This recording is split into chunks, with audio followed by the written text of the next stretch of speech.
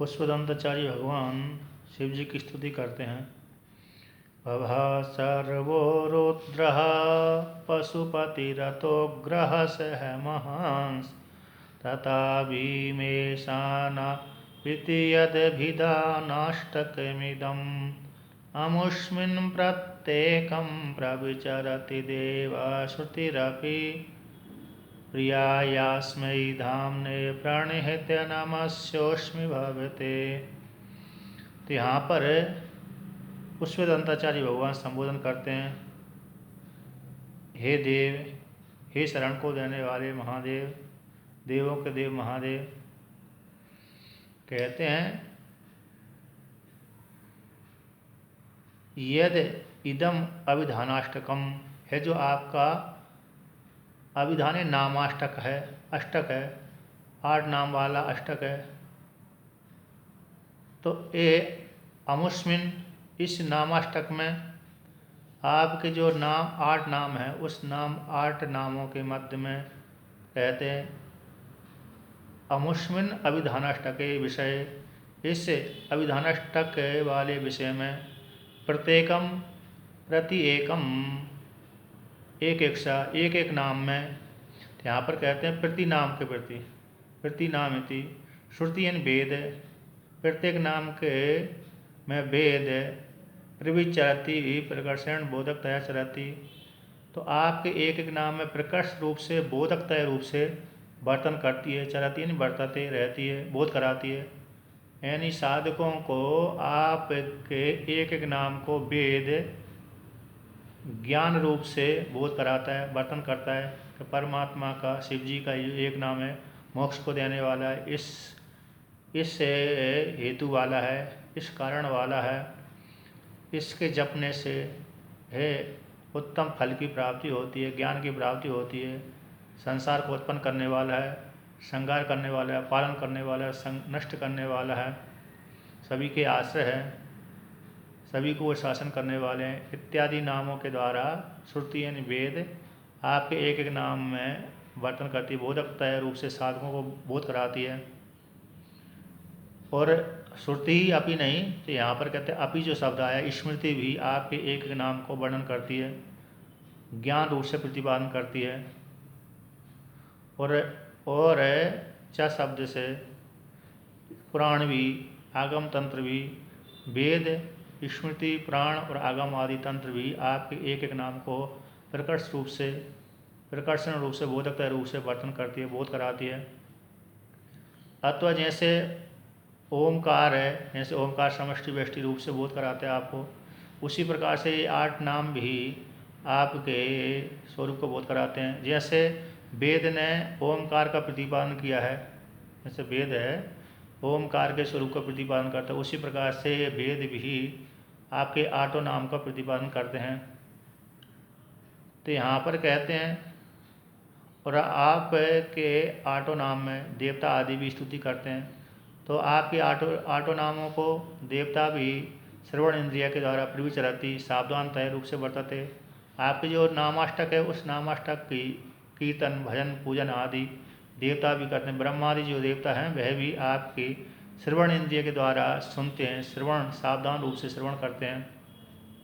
जब बड़े बड़े देवता आपके नामाष्टक को श्रवण करते हैं, सुनते हैं, तो सामान्य के विषय में तो कहना ही क्या। तो सामान्य रूप से जो सामान्य साधक हैं वह तो आपके नामों को श्रवण करने के उत्सुक होते हैं।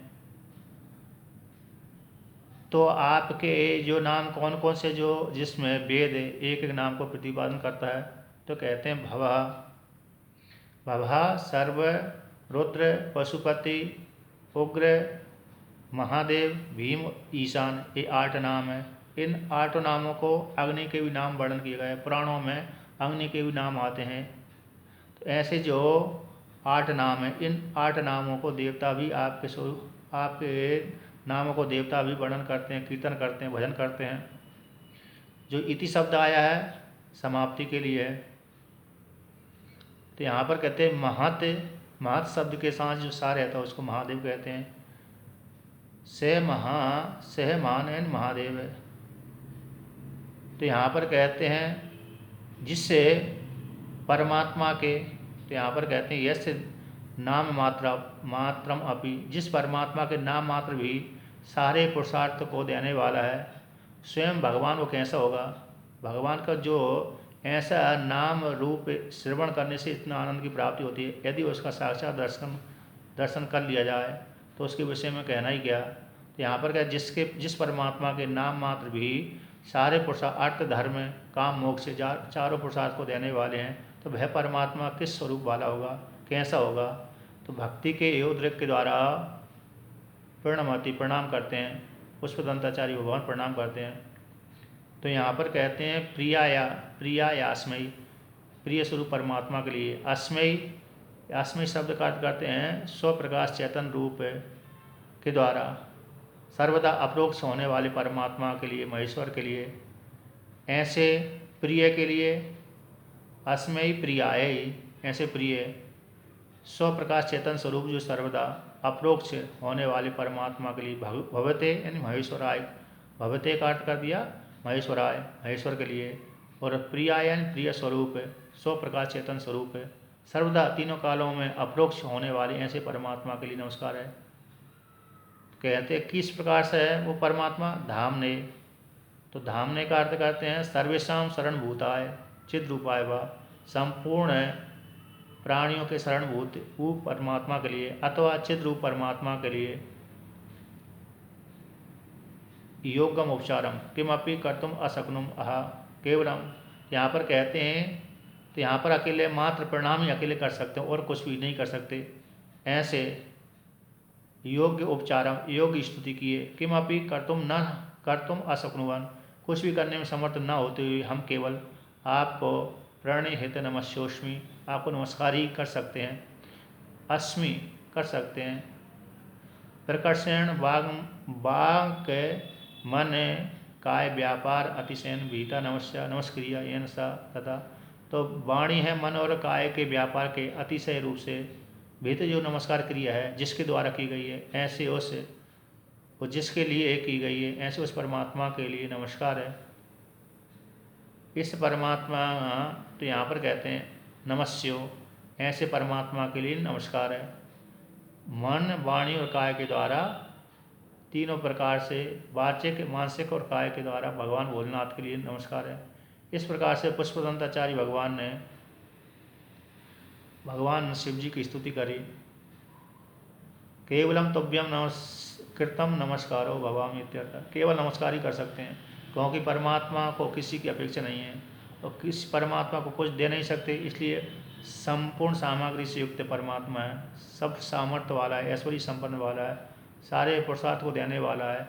ऐसे पुरुषार्थ को देने वाले परमात्मा के लिए क्या दे सकते हैं, इसलिए केवल मात्र परमात्मा के लिए नमस्कार ही कर सकते हैं। इस प्रकार से पुष्पदंताचार्य भगवान ने शिव जी की स्तुति करी।